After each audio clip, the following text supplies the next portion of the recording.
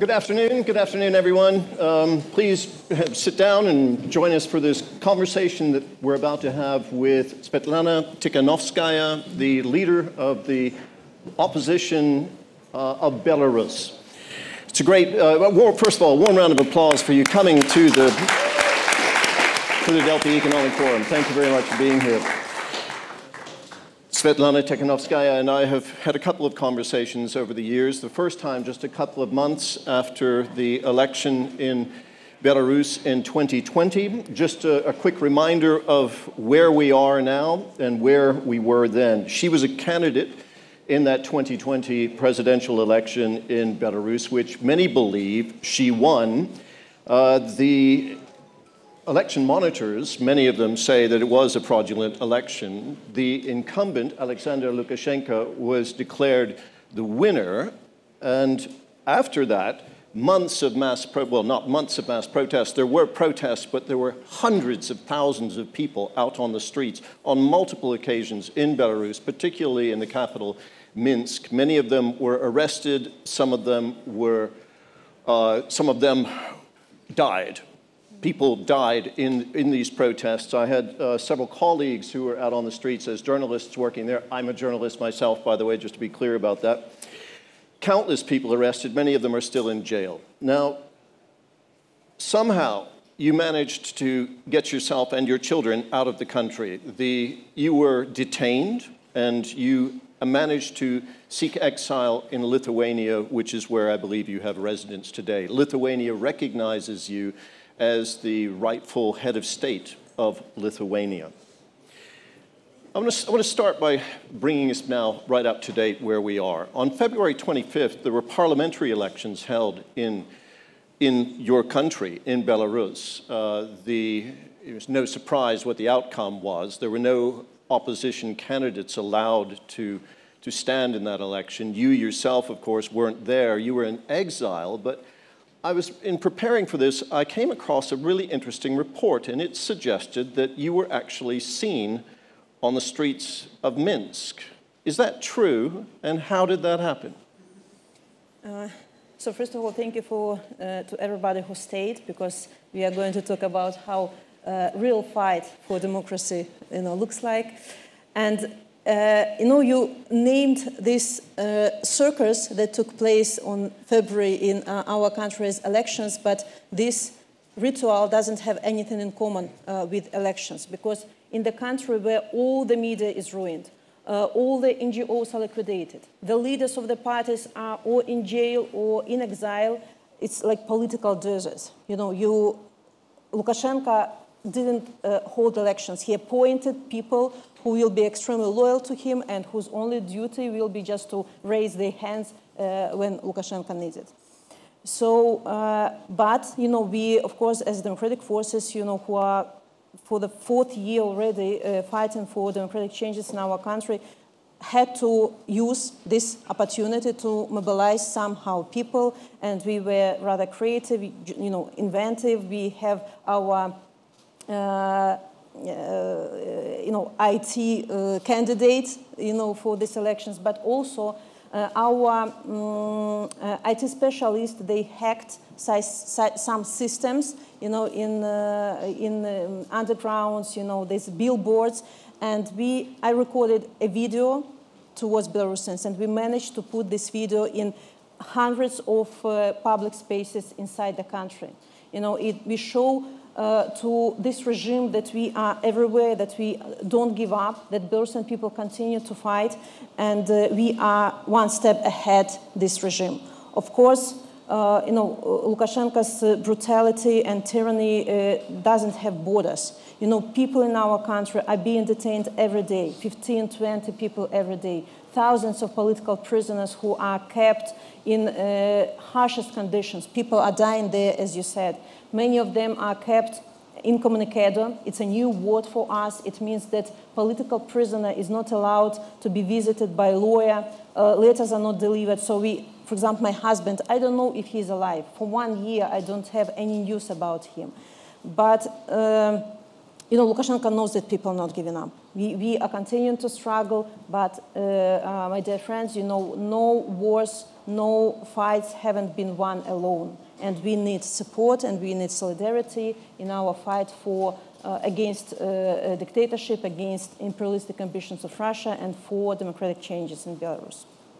Since that election in 2020, you have been traveling the world, speaking with world leaders and whoever will listen to support your cause. I want to ask you about what's going on in that direction with the organizations that you've created. You've created a couple of them. You created a coordination council very quickly after leaving the country and going into exile. And then just a couple of years ago, you created something called the United Transitional Cabinet. And there are different bodies that are working to support your cause, both inside and outside the country. Can you tell us a little bit about what these bodies actually do to bring about this democratic change that you seek? In 2020, we really believed that we will manage to defeat Lukashenko. At that moment, we didn't know that, Putin already had in plans, to use Belarusian territory for invasion of Ukraine, and he needed Lukashenko as ally. And, we didn't know everything this. And I was sure that it will take a couple of months, maybe, to defeat Lukashenko. We underestimated, some things.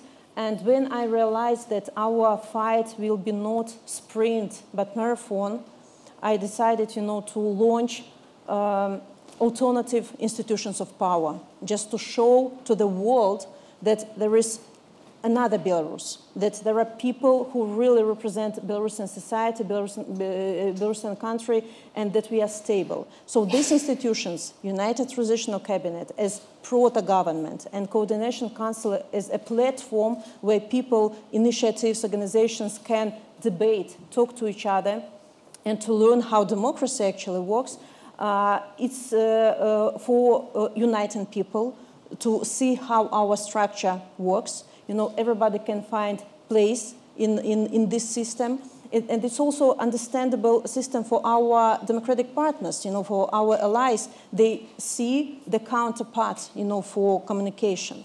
So that's why these rather stable structures, and our democratic partners, they recognize legitimacy of the structures, and they communicate, coordinate their actions with us. So I think that we achieved a lot in the direction of unity, and also for people inside the country, they also, they understand how democratic forces are working, and can you communicate with them? I'm just wondering, like with your husband, who's in jail, you've not been able to, you've heard nothing from him from a year, which is a terrible thing. But what about the people, other people, are you still able to communicate at all with the people inside of Belarus, and are they aware of what you are doing on the outside? Oh, of course, God bless internet.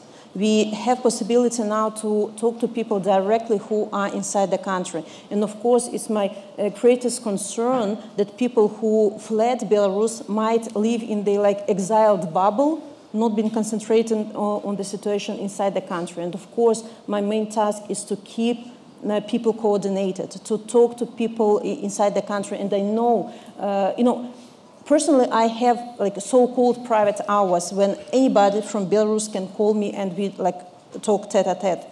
And people inside the country, they sometimes even more inspired about future of Belarus, democratic future. And they tell to our European friends that we here, yes, we are deeply underground, but we make small acts of sabotage. We are ready, to mobilize as soon as, as fast as possible when the moment comes, when the trigger will be. So people inside the country, they are like our, people's intelligence. They provide us information. They like our local journalists. Still, we have a lot of people, even in different ministries, who are around Lukashenko, who provide us inside information. inside data. They send us information how sanctions, for example, are being circumvented. What organizations are working for the regime, what are honest organizations. So it's constant communication with the people inside Belarus. And those who are in exile, we can be more vocal. We can speak not on behalf of all Belarusians, and of course through media, YouTube, Telegram channels, all this Instagram, we use all the possible methods to communicate with all the people in Belarus. I just want to mention something, just take a couple of sentences here. What just happened at the United Nations earlier this month on April 4th, the United Nations Human Rights Council adopted a resolution establishing a new body to investigate international crimes committed by Belarusian authorities. Now, this is in addition to the investigation by the UN's own Human Rights Office, which has conducted its own investigation and concluded that war crimes, human rights violations committed in Belarus, there may have been committed in Belarus since 2020, and that they may amount to crimes against humanity. I want to ask you what your expectations are for this new investigative body that the UN has created. I think it's a rather big step forwards of acknowledging what's going on in Belarus. Because we see so many awful events happen in the world, and sometimes humanitarian situations are being forgotten. And this resolution is for understanding of the world that people are being killed, people are being tortured inside the country for their political views or for supporting Ukrainians in this war. And I hope that this resolution will call actions. Will call actions from the governments that a dictator in our country has to be punished for torturing people, for abusing human rights, that sanctions will be imposed, that it will be political isolation, but also it's about strengthening human rights defending organizations of Belarus who are helping our political prisoners, who are helping. Yeah. So I don't mean to interrupt. I was just welcome to finish that up, but I'm just wondering, do you think that body is going to be able to go to Belarus itself and have any support from the government in carrying out its investigation, or is this going to be purely done from abroad? Of course, they will not get any support from so-called governments of Belarus, but their duty is to publicly demand access to political prisoners, or release of political prisoners, to be very vocal about the situation, that this resolution will not be like on the table only, it will be in media, it will be on the tables of leaders who make decisions about Belarus. We're talking a lot about geopolitics at this forum right now, and we're talking about, we've seen the titles of different sessions talking about a post-Western world, about the world being divided up and a whole new world order evolving. We're in transition. Do you think this transition is going to go your way when we look at events unfolding in Russia and Belarus, the way that Lukashenko and Putin are aligning themselves and finding support, it seems, among different parts of the world? Is this geopolitical order going your way? This is a big question, I realize that. This is a big picture. Because how do you draw hope from this situation? Our situation is not about hope, globally. It's about everyday hard work on unity. On strong, decisive decisions. Because we see, you talked about, this fight of tyranny and democracy. We see how tyrants, how dictators easily collaborate together. They make alliances, they learn from each other, learn, brutality. And the democratic world also has to show that you are united, that you have tools, you have instruments to counter dictators. Because when, we understand how dictators think. if they don't see decisive steps, when they see that absence of political will, they perceive it as weakness. And they think, look, I crossed red line after red line, and I don't see any reaction or strong reaction from the democratic world. So it means the democratic world is very weak. And I can be bolder and bolder, and next day I will knock to your doors, to the doors of European Union, for example. And that's why it's very important to show dictators your boldness as well. What we have seen for many years, that there were politicians who tried to appease dictators, who tried to re-educate dictators, and what we have now. We see that dictators are threatening democratic values. They are threatening the whole democratic world, and they blackmailing you with nuclear weapon, with other threats, and just are not afraid, but they have to be afraid. To what degree do you believe that your country's future and your cause depends on the outcome of the war in Ukraine? For sure, the fates of Belarus and Ukraine are intertwined. Both our countries are facing the same enemy, imperialistic ambitions of Russia.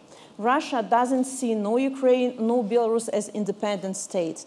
And Putin, together with Lukashenko, they want to drag our countries back to Soviet Union past. They can't imagine that Ukraine or Belarus decide for ourselves where to move. We want to return to our roots. We want to be part of European Union, to be part of European family of countries where we historically belonged. But they know you can't. You are like naughty children. You are not allowed to go there. How can you dictate to us? And of course, we have to understand that without free Ukraine, there will not be free Belarus, but also vice versa. Without independent, free Belarus, there will be constant threat to Ukraine, but also to our European neighbors. So don't underestimate strategic importance of Belarus. You can't leave Belarus for one day later. We will deal with Ukraine, and we'll return to you.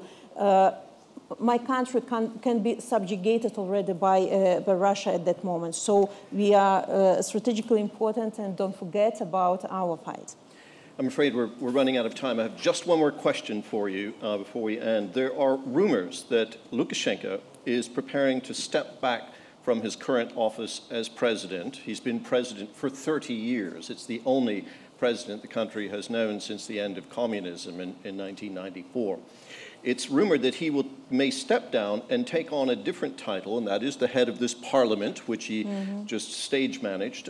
He's said to be thinking about installing one of his staunchest allies, who is a woman, as president. I just wanted to end by asking you what you make of that. Look, Lukashenko is not the person who will give up power. Power for him is his life. And I can't imagine, that he will deliver this power to some person, even in his closest circle, because he doesn't trust people. He knows that people don't support him, and it's not in his mentality. So we can gossip about everything, but we have to see in the core, of the problem. Lukashenko needs this power. He can't believe that his power can end, one day. And just one more remark, he's not president for 30 years, but only for 26, because in 2020 he lost elections and he doesn't represent Belarus anymore. Sviatlana Tsikhanouskaya, thank you very much for being with us here at the World Forum. Thanks so much.